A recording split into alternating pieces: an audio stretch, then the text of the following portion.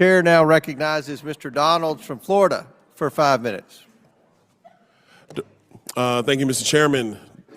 Director, thanks for coming in. Appreciate it. You said earlier in your oral testimony that about 50% of the federal workforce was actually showing up in the office during the pandemic.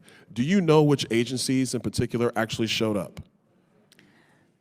Congressman, thank you for that question. It's tied to those agencies that have occupations that require. Okay, but like which ones? You tell me. Well, DHS or DOD.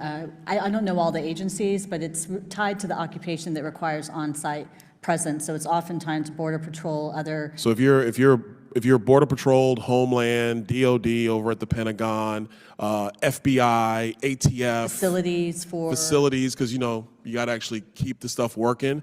They had to come into work. And there, of course, other occupations. I don't have the whole list of them. So what is the difference between a worker at DOD or Homeland, or actually the better example, what is the difference between a federal employee with Border Patrol and a federal employee at the Department of State? Congressman, I don't quite understand your question. What is the difference between a federal employee that is on our southern border with Border Patrol that shows up for work every day, mind you, under terrible immigration policies by Joe Biden, and an employee working at the Department of State? What is the difference between those two employees? I don't mean to be disrespectful. I guess, Director, let me simplify. Why is it okay for an employee at the Department of State to not show up when somebody who actually has to secure the southern border under Border Patrol has to show up? Why does the border agent have to show up every single day? And frankly, in some office buildings down on the southern border, which are extremely confined, but somebody over at the Department of State doesn't have to show up to do their job. Why the distinction? Well, Congressman, I respectfully don't agree with that characterization. The Department of State employees aren't showing up. I've shared on our FEVS data that we have employees, at least for that particular survey, 60% of the respondents said they have significant in-person time, but they're showing up whether they telework or hold on, we're claiming time. Can you define significant? What does significant mean? Is that 30 hours a week? Because I would define significant as at least 35 hours a week, maybe 40, but that's me. What do you guys define significant as? I don't have the report in front of me, but it is specified in the report.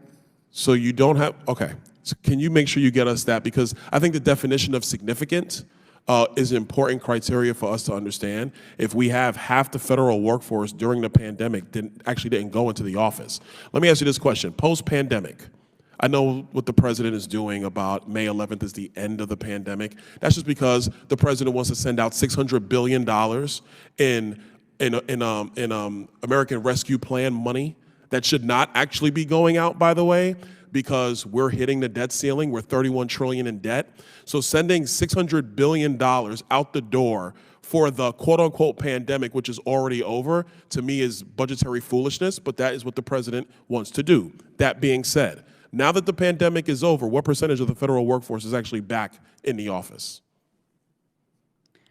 Congressman, like I've shared before, that number is based on workplace arrangements within those agencies, and those agencies have to continually assess what. Director, I got 1 minute and 10 seconds left. I'm going to sharpen the question.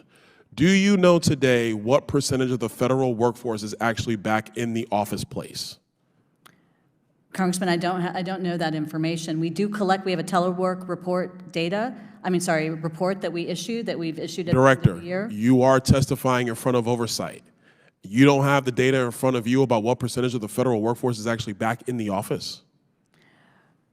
Congressman, it varies from agency to agency. But Director, you're head of OPM. You're head of all personnel management. You should be knowing who's in and out of the office at a minimum on a month-to-month basis. This is data you should have from a month ago. Not even today. From a month ago, do you have the data? Like I mentioned, Congressman, it's captured in this report. I don't have those details in front of me, and that report is public to look at. So, and the question. But Director, you're here now. It being public is great, but we're talking now. Let me last questions. I got 10 seconds. Last questions. Do you think the federal employees should be back in the workforce at an 80% clip? Or actually, do you think they should be back in the workforce according to work protocols pre-COVID-19 pandemic? Yes or no? Congressman, our workforce is back to work. They've been working. According to pre-COVID-19 protocols. Protocols meaning? I mean, Democrats opposed our bill in the Show Up Act. They opposed it. All we said was go back to pre-COVID-19 protocols. They said no. Do you think we should go back to pre-COVID-19 protocols, yes or no?